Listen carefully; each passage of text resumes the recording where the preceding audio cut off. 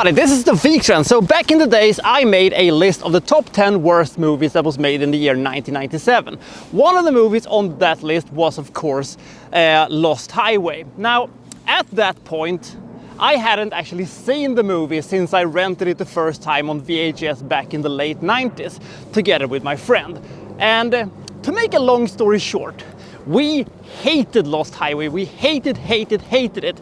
We did like when Patricia Arquette showed her boobs and stuff like that, but apart from that, we hated almost everything else. It made no sense, it was so weird, and we couldn't follow it any way whatsoever. Now, I'm going to take this opportunity to say the following. I was wrong to put Lost Highway on that list.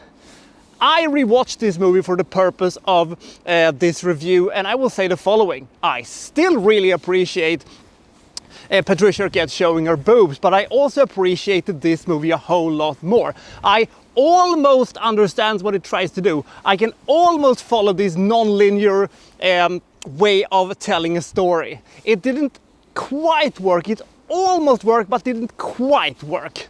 But we're going to find out what this movie is about, and we're going to find out why I was so wrong all those years ago. This is Lost Highway.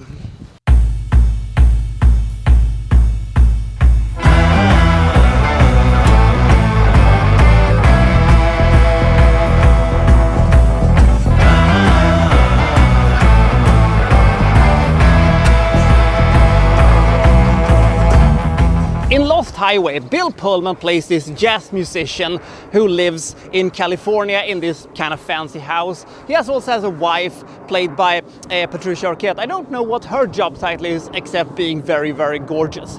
The thing is that this married couple has a problem. Somebody is sending them videotapes containing, films of, their house when they are asleep, and somebody's breaking in. He's not stealing anything, he's just videotaping them while they are asleep, and when they're not at home and things like that. And they're calling the cops, but there's not a lot that they can do because he never shows his face or anything like that, and more tapes are kind of showing up. What is this all about? He also meets this very weird guy at this party who seems to have the ability of being on multiple places at the same time, resulting in one of the creepiest phone calls ever recorded in a movie ever. And then Patricia Arquette is dead, murdered. And Bill Pullman is convicted for this and ends up in the slammer. And at this point, the movie has been going on for roughly half its runtime. And at this point, this is a straight up, very, very interesting, tense and suspenseful thriller. And at this point, back in the late 90s, I was so invested into this movie at this point.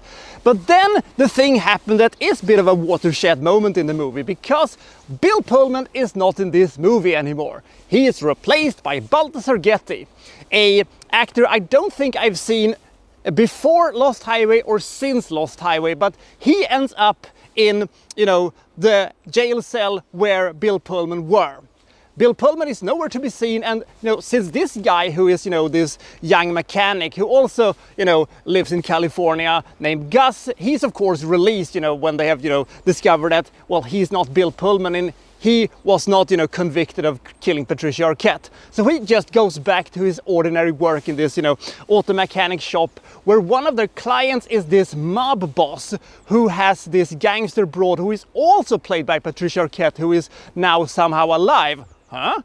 And she falls in love with Gus, and they start all this humping thing, and if my husband would caught up with us, he would kill us and stuff like that, and I want to be free from him and whatever. So they cook up this little plan that they're going to screw over this guy that Patricia Arquette claims has a lot of money, and once they have all this money, they will be able to get away and live scot-free forever, blah blah blah blah.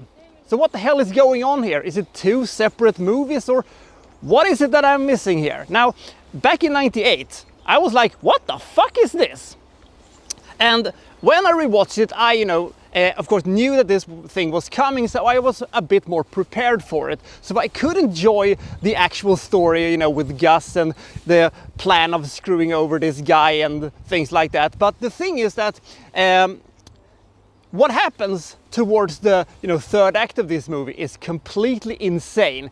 it is completely impossible to follow from a logical standpoint. You're just going to have to go with the flow. And I really appreciated that. Because by and large, Lost Highway is something of an experience to watch, because it is this distorted, weird, fucked up imagery and this insane kind of odd cinematography with, you know, distorted angles, disturbed imagery, and of course, Rammstein. God, I love when, you know, that song comes in and you know, really sets the tone for this thing. So it is kind of an experience, and you are invested in what's going to happen. You're trying to follow this puzzle that may or may not be possible actually to piece together, but you're still really invested in the whole thing. And I do appreciate how dark and twisted this movie is.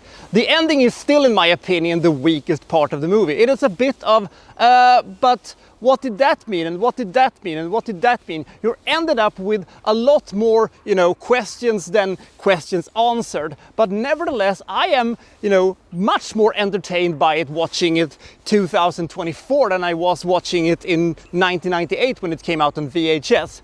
And there is a fantastic movie here somewhere, and if they could have, you know, stitched this thing together with an ending that would have made all the sense and would have, you know, answered all the questions and maybe have left us with a cliffhanger or a what was that or a oh now I get it or anything like that, I think that The Lost Highway could have been an absolutely fantastic movie.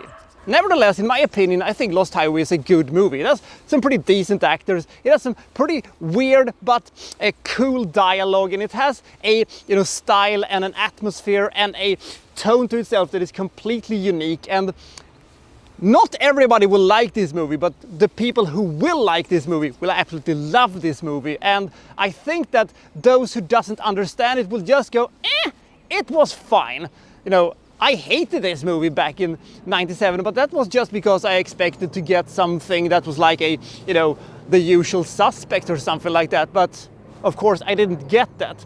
Maybe the reason why I hated this movie so much back in the late 90s was maybe the fact that this was actually kind of my first David Lynch movie that was not Dune. So I was, you know, unaware of what his style was and how he, you know, usually conducted himself when he was doing movies, because he's very experimental. And I have seen since a couple of his movies, and I do appreciate this movie more and I do understand it more. And as I said, the ending almost makes total sense, but not quite. There is still a well, but. So do I recommend this movie? Yes, I do.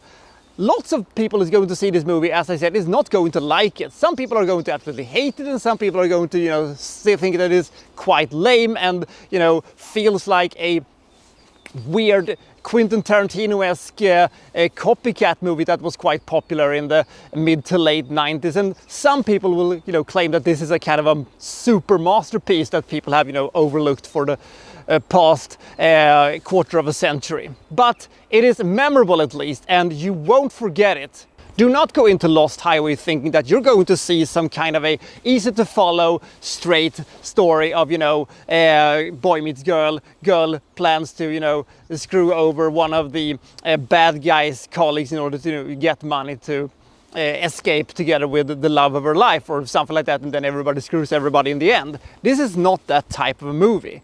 This is a very experimental movie that rarely makes a lick of sense, but is very memorable and quite entertaining in bits. I give Lost Highway 60 points. Gosh, I wish we could have had an ending a la Existence or Seven or Memento or The Usual Suspects or something like that. And oh my god ending, but now we got an what the fuck was that ending?